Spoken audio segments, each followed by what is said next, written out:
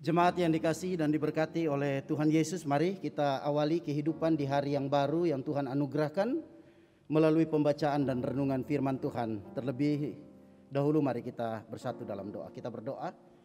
Ya Tuhan, terima kasih untuk kehidupan baru yang Tuhan beri di hari yang baru ini. Napas hidup dan keselamatan adalah karya terindah Tuhan bagi kami dan kami mengucapkan syukur untuk itu. Kami akan mengawali perjalanan hidup kami di hari ini dengan membaca, merenungkan firman-Mu. Roh Kudus meteraikan firman ini bagi kami untuk dapat menuntun kami memaknai kehidupan yang Tuhan anugerahkan. Dalam nama Yesus kami sudah berdoa dan bersyukur kepada Bapa di sorga. Amin. Saya akan membacakan bagian firman Tuhan dari Injil Yohanes 21 ayat 15 hingga ayatnya yang ke-17. Yohanes 21 ayat 15 hingga ayatnya yang ke-17, firman Tuhan demikian. Sesudah sarapan, Yesus berkata kepada Simon Petrus, "Simon anak Yohanes, apakah engkau mengasihi aku lebih daripada mereka ini?" Jawab Petrus kepadanya, "Benar Tuhan, engkau tahu bahwa aku mengasihi engkau." Kata Yesus kepadanya, "Gembalakanlah domba-dombaku." Kata Yesus pula kepadanya untuk kedua kalinya, "Simon anak Yohanes, apakah engkau mengasihi aku?" Jawab Petrus kepadanya, "Benar Tuhan, engkau tahu bahwa aku mengasihi engkau." Kata Yesus kepadanya, "Gembalakanlah domba-dombaku." Kata Yesus kepadanya untuk ketiga kalinya, "Simon anak Yohanes, apakah engkau mengasihi aku?" Maka sedihlah hati Petrus karena Yesus berkata untuk ketiga kalinya, "Apakah engkau mengasihi aku?" Dan ia berkata kepadanya, "Tuhan, engkau tahu segala sesuatu. Engkau tahu bahwa aku mengasihi engkau." Kata Yesus kepadanya, "Gembalakanlah domba-dombaku." Bapak Ibu Saudara yang dikasihi dan diberkati oleh Tuhan, seringkali kita mendengar atau mungkin juga kita yang mengucapkan kalimat "aku mengasihi Tuhan". Dan seringkali ini disampaikan oleh kita sebagai orang percaya dalam bentuk pujian, dalam pengambilan komitmen, atau di dalam kehidupan kita hari lepas hari. Namun sedikit catatan bagi kita, yang Tuhan kehendaki adalah kasih kepada Tuhan itu sebenarnya bukan sekedar hanya kata-kata yang diungkapkan, tetapi harus berdasarkan kepada penyerahan diri kepada Tuhan. Di masa penampakan dirinya sebelum Tuhan Yesus naik ke sorga, Yesus menanamkan hal-hal yang penting kepada para murid dengan tujuan agar mereka menjadi pribadi-pribadi yang kuat. Hal terpenting adalah kasih kepada Tuhan. Jika seorang mengasihi Tuhan lebih dari segala sesuatu yang lain, maka ia pasti akan mengutamakan kehendak Tuhan di atas segala-galanya.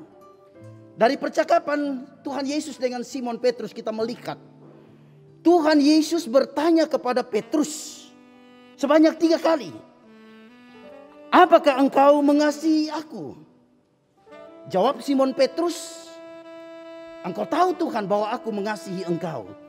Memang ada sedikit catatan dari, kalau dilihat dari terjemahan, dikatakan bahwa pertanyaan yang Yesus ucapkan itu pertanyaan dengan menggunakan kata kasih di situ adalah agape. Tetapi dijawab oleh Petrus dengan kasih filia. Itu bukan jawaban yang diinginkan oleh Yesus. Yang diinginkan oleh Yesus adalah kasih agape dibalas dengan kasih agape. Nah, kepada Petrus dan kepada kita semua, Tuhan menginginkan kasih yang seperti demikian. Kita harus mengasihi Allah dengan tulus, mengasihi Allah tanpa pamrih, mengasihi Tuhan yang sudah memberikan keselamatan kepada kita sekalian. Dan bukti bahwa kita mengasihi Tuhan, dalam pembacaan Alkitab ayat 15 sampai dengan 17. Perintah daripada Tuhan Yesus adalah "Gembalakanlah domba-dombaku." Ini kalimat imperatif. Ini kalimat perintah kepada Petrus sebanyak 3 kali. Artinya apa? Yesus ingin memberikan pengajaran bahwa kasih bukan sekedar kata-kata, tetapi kasih itu harus dibuktikan. Istilah "gembalakan domba-dombaku" itu memberi makna yaitu gembala harus memberi makan dan gembala harus memelihara domba-dombanya.